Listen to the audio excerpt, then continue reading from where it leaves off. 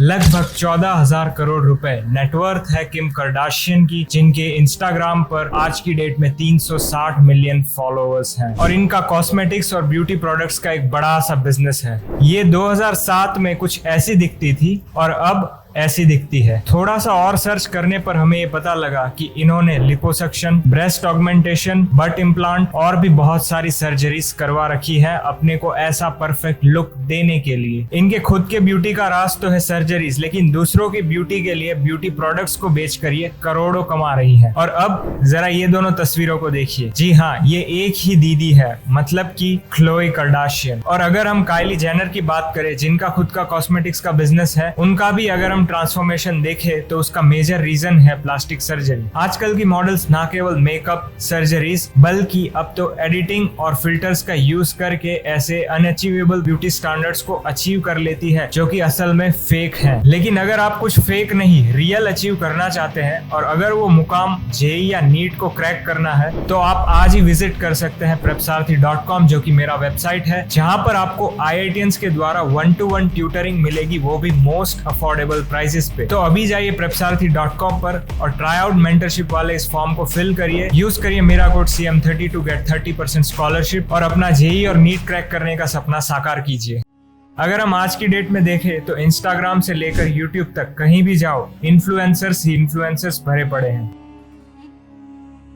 बड़ी गाड़ी, बड़ा बंगला, कम उम्र, इतनी सक्सेस और ढेर सारा पैसा। और इन्हें देख के हम भी सोचते हैं कि काश मेरी लाइफ भी ऐसी होती। लेकिन जो हमें सोशल मीडिया पर दिखाया जा रहा है, क्या वो वाकई में सच है? हम इन इन्फ्लुएंसर्स की आलीशान लाइफस्टाइल देख के ये सोचने लगते हैं कि प्रॉब्लम्स तो आखिर हमारे लाइफ में ही है, लेकिन रियलिटी एकदम ऑपोजिट है। आप इन्हें तो जानते ही होंगे, ये है आशीष चंचलानी, जो अपने वीडियोस के थ्रू लोगों को हंसाते रहते हैं। इनके यूट्यूब पर 30 मिलियन से भी ज्यादा सब्सक्राइबर्स हैं। लेकिन फिर लोगों ने नोटिस किया कि 1 साल से इनके चैनल पर कोई भी नया वीडियो नहीं डला है। और इसके क्लैरिफिकेशन में वो अपने YouTube के लाइव स्ट्रीम में रिसेंटली ये चीज कहते हैं कि वो एक गलत लड़की के प्यार में पड़ गए थे। एंड मैं अपनी लाइफ बनाने की कोशिश कर रहा था, मम्मी पापा के साथ, सिस्टर के साथ, ऑब्वियसली मेरी personal life, that is my love life. अब उसमें क्या हो गया, गलत इंसान से प्यार हो गया एंड उस चीज़ की वजह से मैं काफ़ी ज़्यादा परेशान था। एंड वो एक ऐसा टाइम था जब मेरी तबीयत बहुत खराब हो गई। मुझे डायबिटीज़ का इशू हो गया, मुझे थायराइड का प्रॉब्लम हो गया, मेरा वजन बहुत बढ़ चुका था भाई लोग, बहुत, मतलब 2023 की बात है ये। मेरी ऐसी हालत खराब थी कि मतलब डॉक्टर ने मेरे को बोला कि अगर तूने अपनी हेल्थ का ध्यान नहीं दिया तो तू गया भाई, खलास है तू। तो दोस्तों, देखा आपने, जो व्यक्ति दूसरों को वीडियोस पर खूब हंसाता है, उसी के जीवन में आखिर कितने सारे दुख भरे पड़े हैं। हमें कैरी मिनाटी के इस वीडियो क्लिप से ये भी पता चलता है कि एक कंटेंट क्रिएटर की लाइफ इजी नहीं रहती है, बहुत ही प्रेशर झेलना पड़ता है उन्हें। I don't want to be Carrie Minati. I just want to be Ajay नागर। मैं मजाक नहीं कर रहा हूँ, कई बार सही में बहुत ज्यादा बढ़ जाती है। बहुत बार ऐसा मन करता है कि यार बस बंद करो ये, अपना आराम से जियो, ये सब क्या है इन चीजों में रखा, ये बहुत डरावनी है यार ये चीजें। इन्फ्लुएंसर्स की लाइफ बस कैमरे पे ही परफेक्ट दिखती है। जरा इस फोटो को देखिए, क्या आपको पता है कि ये नकली है? मैं इस मॉडल की बात नहीं कर रहा हूँ, मैं इस प्लेन के इंटीरियर की बात कर रहा हूँ। असल में ये एक प्राइवेट जेट नहीं है, बल्कि एक प्राइवेट जेट का स्टूडियो है, जहाँ पर अलग अलग इन्फ्लुएंसर्स पर आवर कुछ पैसा देकर फोटो खिंचवाने आते हैं। जितनी फेक इनकी लाइफस्टाइल है, उतने ही फेक फॉलोअर्स इन्होंने खरीद के रखे हैं। जैसे कि टॉप के फेक इन्फ्लुएंसर्स की इस लिस्ट में देखिए, काइली जेनर के 40% फॉलोअर्स फेक हैं। और ये लोग इतने सारे फॉलोअर्स इसीलिए रखना चाहते हैं क्योंकि ज्यादा फॉलोअर्स होने का मतलब होता है ज्यादा अच्छी ब्रांड डील्स मिलना, जिसकी वजह से उन्हें ज्यादा पैसा मिलेगा। अगर हम फेमस म्यूजिक स्टार्स और रैपर्स की बात करें तो बादशाह ने 2020 में एडमिट किया था कि अपने सॉन्ग पर व्यूज लाने के लिए उन्होंने 72 लाख रुपए का खर्चा किया। और अगर हम सोशल मीडिया पर ये रिलेशनशिप गोल्स वाले रील्स को देखेंगे और समझ बैठेंगे कि इन्फ्लुएंसर्स के रिलेशन में भाई सही में दम है, ये लोग तो एक दूसरे से बहुत प्यार करते हैं, लेकिन ये सिर्फ ऑन कैमरा है। गौरव तनेजा वाला रिसेंट एग्जांपल तो हमें पता ही है कि इस कपल को लोग व्लॉग में समझते थे कि भाई बहुत ही मस्ती हो रहे हैं, इनके लाइफ में बहुत ही अच्छा चल रहा है, लेकिन फिर पता चलता है कि इनका रिलेशन भी परफेक्ट नहीं है, यहाँ भी कुछ ना कुछ कमी रह गई। ये चीज समझने में ना थोड़ा टाइम लगा था शादी के बाद की। पूरा तब लगता है जैसे मेरी फ्रेंड्स हैं सब, वो भी न्यूली मैरिड है, मेरी एज ग्रुप की है, वो तो डेली अपने पतियों के साथ बाहर जा रही है, पार्टी में आती है तो साथ में आती है। मेरे साथ ऐसा नहीं होता, I go alone most of the time. मेरे को इसमें बुरा नहीं लगता, मतलब पहले लगता था, फिर मैंने मतलब ट्राई किया कि गौरव चलने लगे, बट ये नहीं चलते हैं क्योंकि ये इतने बिजी हैं यार, उनके साथ फ्लाइंग भी है, यूट्यूब भी है, एडिटिंग भी है, ये भी है, फलाना भी, सारी चीजें करनी है।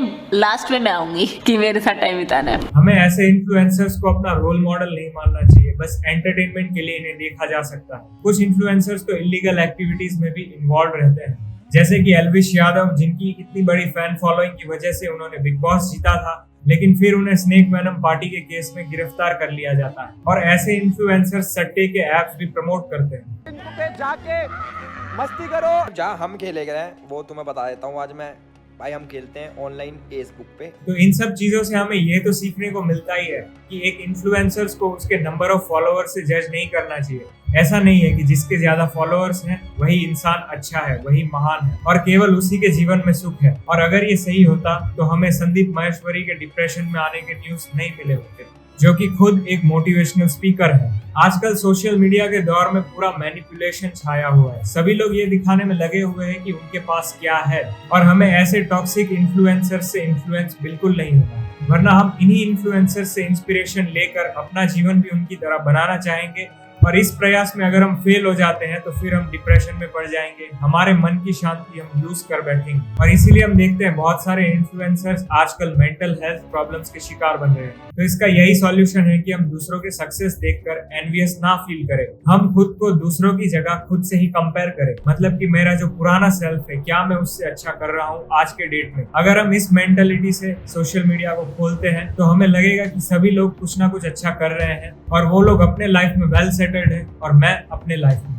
हमें ये समझना होगा कि आज के जमाने में सभी लोग व्यूज, लाइक्स और पैसों के लिए इन्फ्लुएंसर बनना चाहते हैं, लेकिन हमारी ड्यूटी ये है कि हम सही इन्फ्लुएंसर को चुने और उसे आगे बढ़ाएं। जी हाँ दोस्तों, सही इन्फ्लुएंसर वही है जो कि आपके लाइफ में कुछ वैल्यू ऐड करे, आपको कुछ नया सिखाए जो कि आपके लिए इम्पोर्टेंट है, और ना कि आपको छोटा फील कराए, आपकी सेल्फ एस्टीम को डिग्रेड करे। तो इसका मतलब ये है कि सोशल मीडिया पर बस खराब कंटेंट ही नहीं है, यहाँ पर अच्छे और पॉजिटिव माइंडसेट वाले लोग भी हैं, हमें बस उन्हें ढूंढना है। जी हाँ दोस्तों, बहुत सारे ऐसे चैनल्स हैं, अकाउंट्स हैं जहाँ पर सेल्फ डेवलपमेंट, सोशल इश्यूज के अलावा और भी बहुत सारे टॉपिक्स पर बात की जाती है, जिसमें से मुझे एक इम्पोर्टेंट लगने वाला टॉपिक है स्पिरिचुअलिटी। क्योंकि हम सभी को पता है कि हम चाहे कितने भी लाइफ में सक्सेसफुल बन जाए, एक एम्प्टीनेस तो हमेशा हमारे मन में रहती है। और इसीलिए हम देखते हैं बहुत सारे इन्फ्लुएंसर्स बड़े बड़े संतों के पास जाते हैं और उनसे अपने प्रॉब्लम्स को डिस्कस करते हैं। स्पिरिचुअलिटी से रिलेटेड मुझे सबसे अच्छा चैनल लगता है शिक्षार्थकम, माय आश्रय, भजन मार्ग। तो आप भी अपने लाइफ में कोई ऐसा इन्फ्लुएंसर चुने जो कि आपके लाइफ को बेटर बनाए, आपको जीवन जीने का तरीका बताए। और बेस्ट इन्फ्लुएंसर बुक आपको चाहिए तो वो है भगवत गीता। भगवत गीता जरूर पढ़िए, जहाँ पर आपको बहुत सारे सीक्रेट्स मिलेंगे। और भगवत गीता को कहने वाले सबसे बड़े इन्फ्लुएंसर हमारे श्री कृष्ण हैं, जिनकी कही गई बातें 5000 सालों से ही सही है। हरे कृष्णा।